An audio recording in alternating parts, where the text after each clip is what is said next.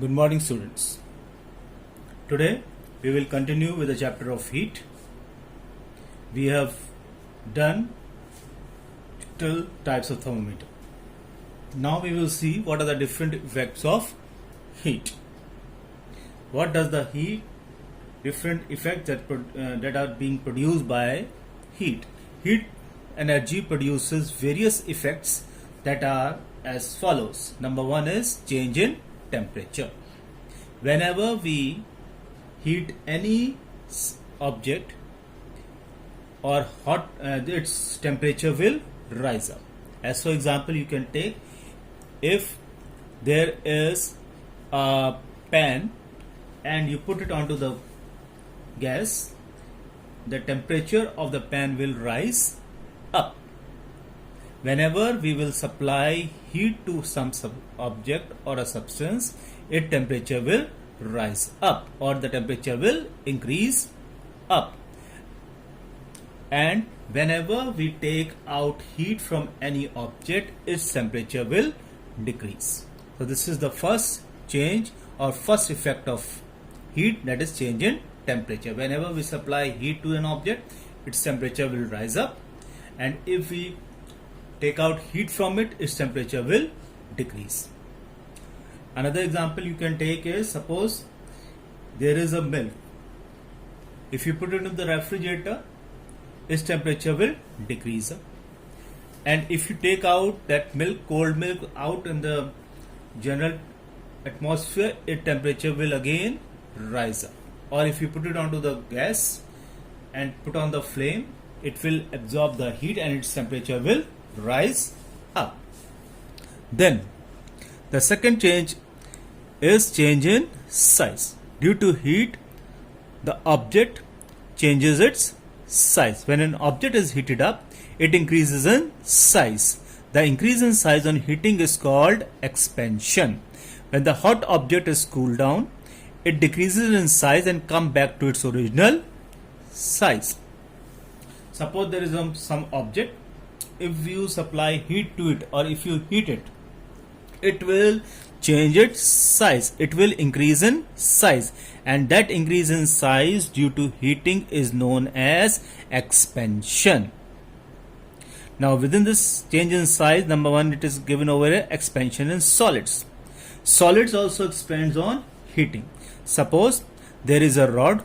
Take the rod, two wooden blocks are placed over here. When you start heating up this rod, metal rod, it will increase in length. Then what are the effects of expansion on solids? Expansion of solids play an important part in our lives. In some cases it gives us trouble, whereas in other cases it is very useful. Now we will see some of the examples of expansion of solids in our daily life. Number one, gaps are left between the railway joints to allow expansion. The long railway line is obtained by joining together a large number of steel pieces called rails. Small gaps are left between the rail pieces to provide space for the expansion of rail pieces when the temperature rises during summer. You must have seen the railway lines. Two railway lines are joined together, but between them some space or gap is left. Why this gap is left over there? Because in summer they are made up of solid iron. This iron will expand, and when they will expand, if there is no gap in between the two railway lines, they will derail the train. So the gap is left so that when in summer these two railway rails expand, they should not, if there is no gap in between, they will derail from here. Then in large bridges, in making the bridges, one end of the bridge is kept fixed while other end is kept on rollers to allow for expansion, as it is shown in the figure. When bridges are made, one end is fixed over there while the other end is placed on the roller. It is free. It is not fixed over there. Why it is not fixed? So that when in summer the expansion takes place, The bridges are made up of iron. When the expansion takes place, it should not damage the bridges. Then, fixing of an iron rim on wooden wheel of a bullock cart.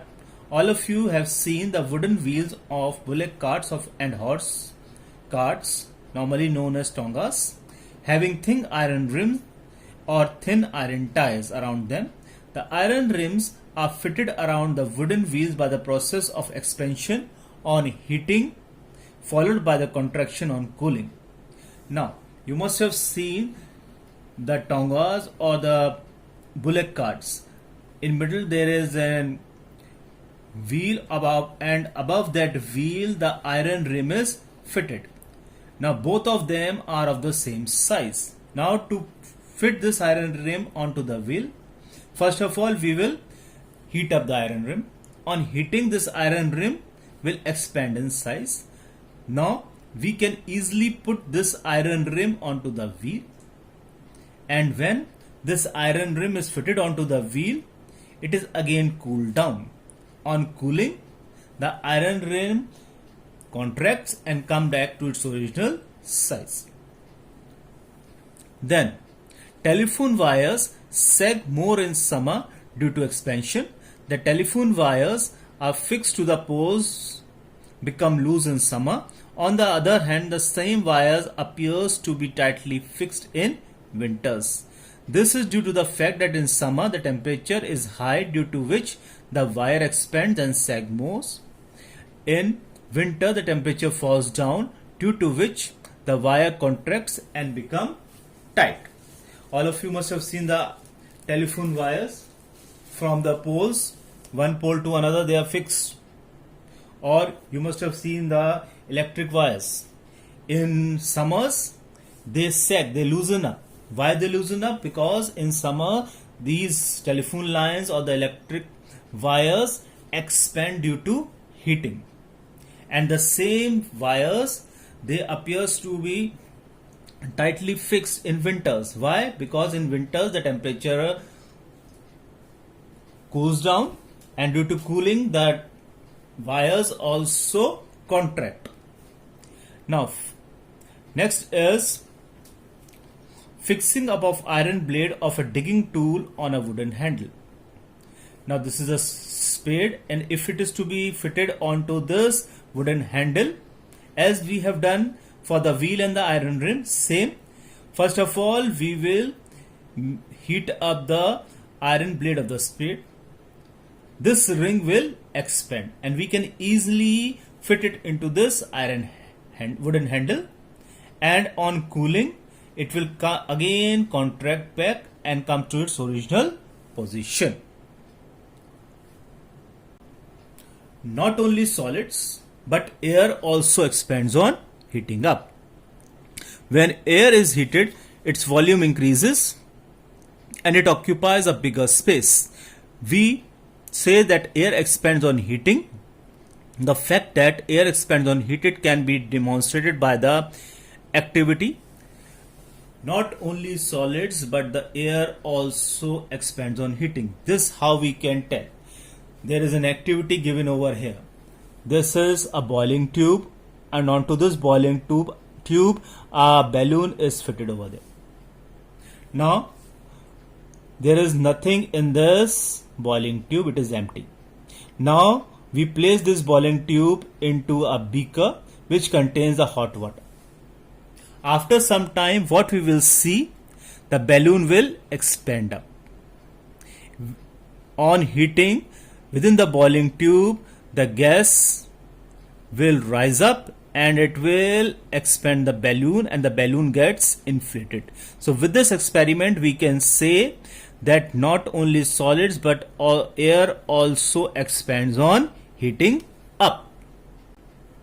Now, change in state. On heating, the change of state may occur. That is, a solid may change into a liquid, that is a melting, and a liquid may change into a gas, that is evaporation. A simple example we can say, take of ice. Ice is solid. If we take the ice out of the refrigerator, after some time it absorbs the heat from the outside and it is converted into water, that is liquid.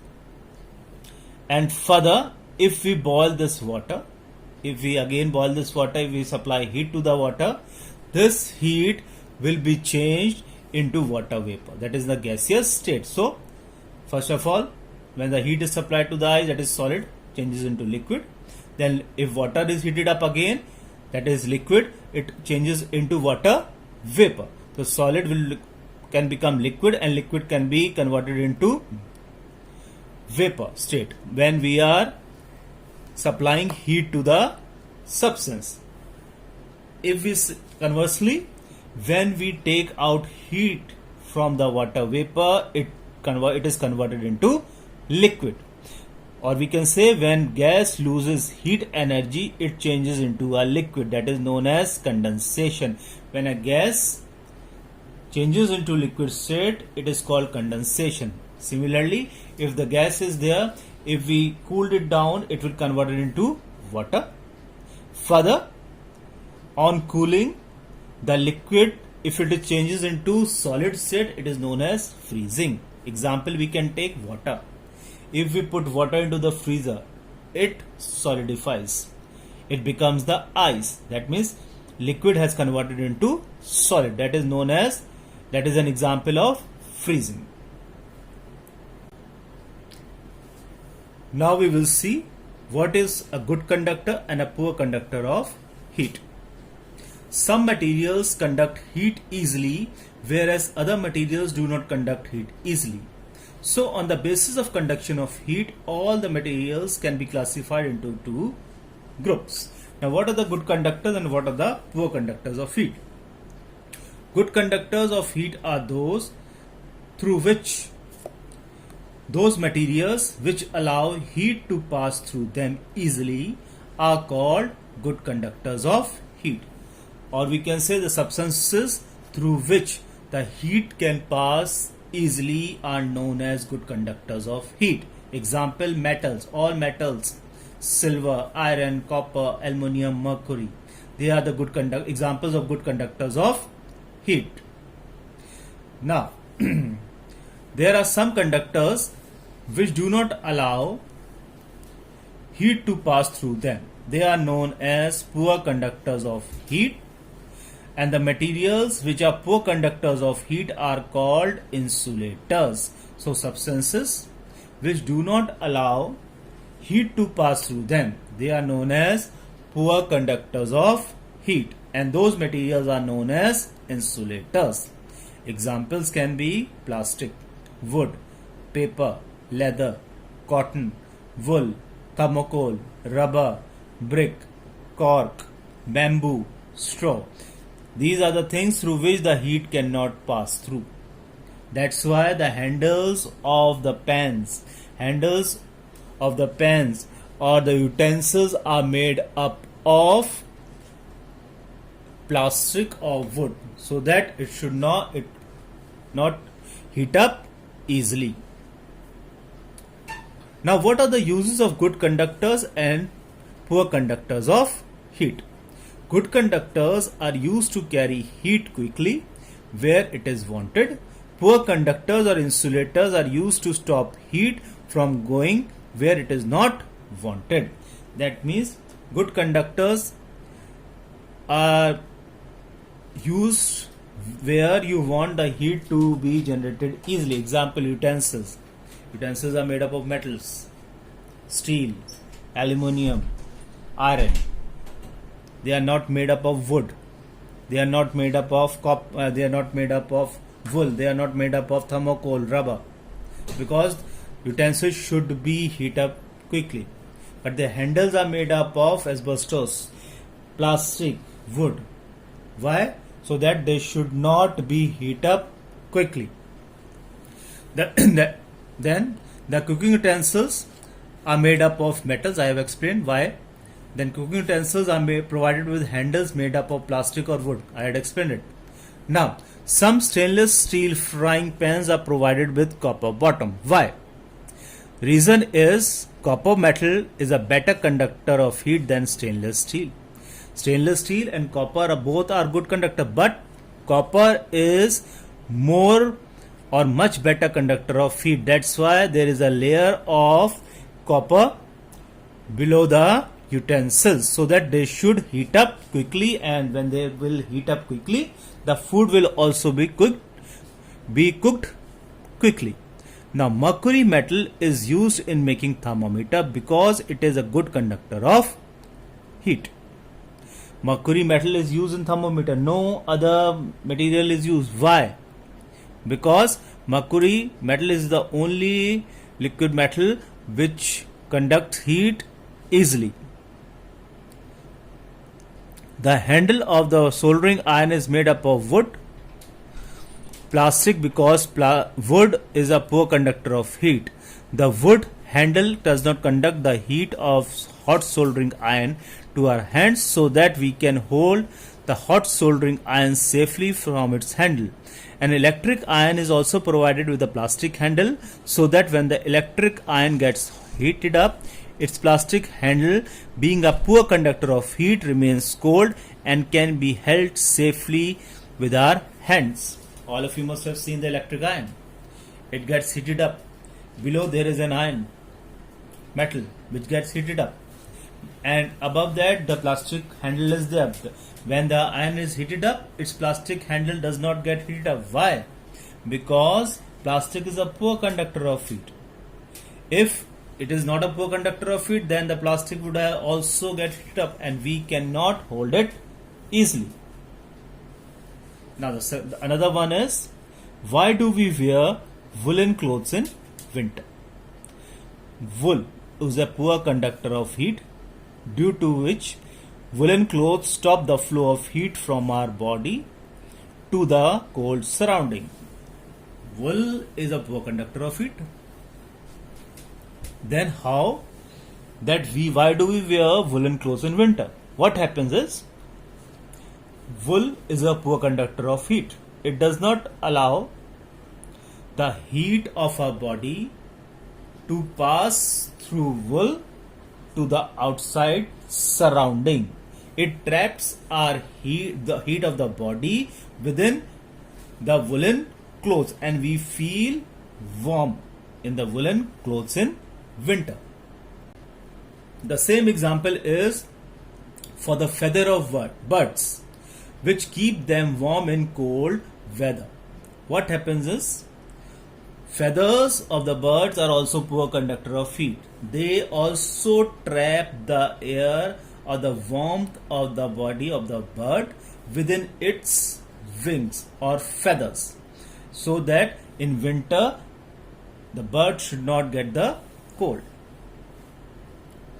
So we will do this chapter till here.